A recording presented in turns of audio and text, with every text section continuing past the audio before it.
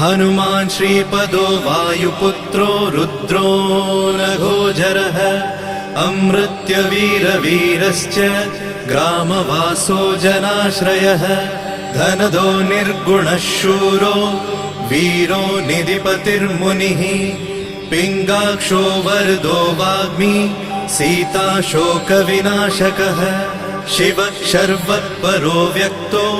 व्यक्तो धराधरः पिङ्गकेशः पिङ्गरोमा श्रुतिगम्यः सनातनः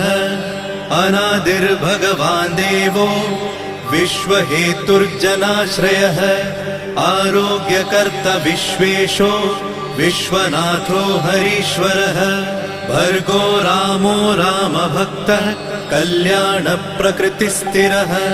विश्वम्भरो विश्वमूर्तिर्विश्वाकारश्च विश्वपः विश्वात्मा विश्वसेव्योऽथ विश्वो विश्वहरो रविः विश्वचेष्टो विश्वगम्यो विश्वध्येयः कलाधरः प्लवङ्गमः कपिश्रेष्ठो